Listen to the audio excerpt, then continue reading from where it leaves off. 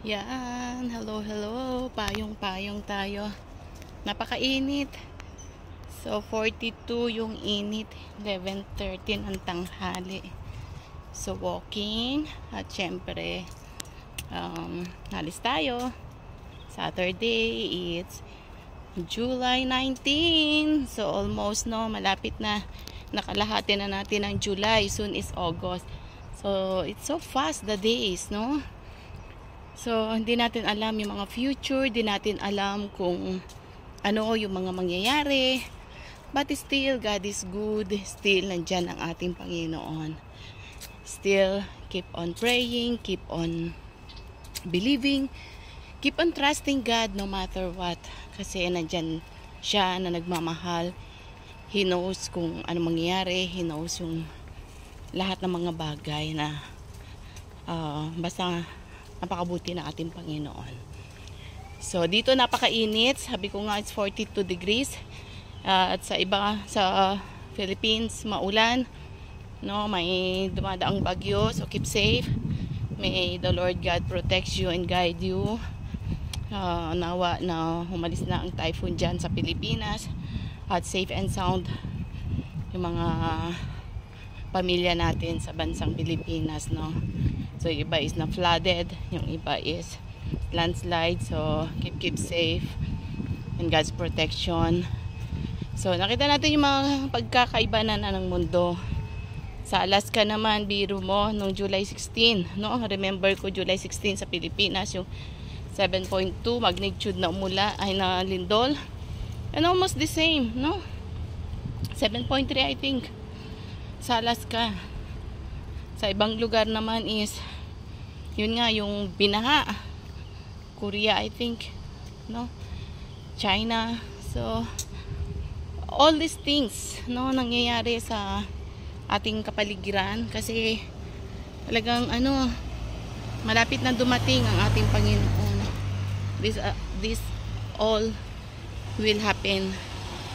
Mangyayari kasi yun nga, darating na siya.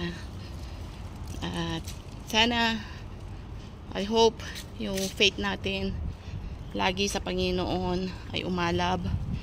Minsan talaga darating tayo sa punto na parang ang bababa yung pananampalataya natin, natatesting, parang ayaw mo na, but don't give up, just go on.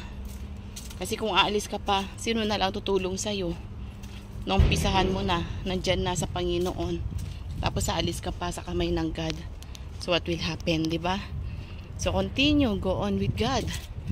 Continue, pag nararamdaman natin, lahat naman tayo, kahit yung mga pastor, yung mga malalakas sa pananampalataya, talagang dumarating sa mga ganon, no? Kahit ako, dumarating. But ang kagandahan dito is go on pa rin tayo, makimingle pa rin tayo, nandyan pa rin yung mga kapatiran natin na nagpe-pray sa atin, makipag-fellowship ka pa rin, pray, yun nga, minsan yung reading Bible, yung Bible study. So go on pa rin tayo kasi talagang kailangan natin ng ating Panginoon. Talagang nakikipagbaka po tayo sa pananampalataya. Pero kagandahan din ang sabi ng Panginoon na I will never leave you nor forsake you, for I am with you. Hindi po tayo iwanan ng Panginoon dahil alam niya. At ang kagandahan pa na sinabi niya is done. It is finished. Tapos na po yung mga bagay-bagay. No, nung namatay sa krus ng Kalbaryo ang ating Panginoon, kinuha niya na, inako niya na. So, napakabuti ng ating Panginoon. Tapat po siya. So, don't give up. Just rest and relax in the presence of God. And I remember even si Elijah noon, di ba? Even si sino ba yon? Si Job. Even mga karakter din sa Bible, no? Talagang dumarating din sila sa mga puntong ganyan. So, sa mga faith na nanghihina. Pero still go on po tayo. Huwag tayo mawala ng pag-asa. So may the Lord God bless you and shalom shalom and bye for now. Kung dumaan na yung bus, kita ko na. So, God bless you all. Bye-bye.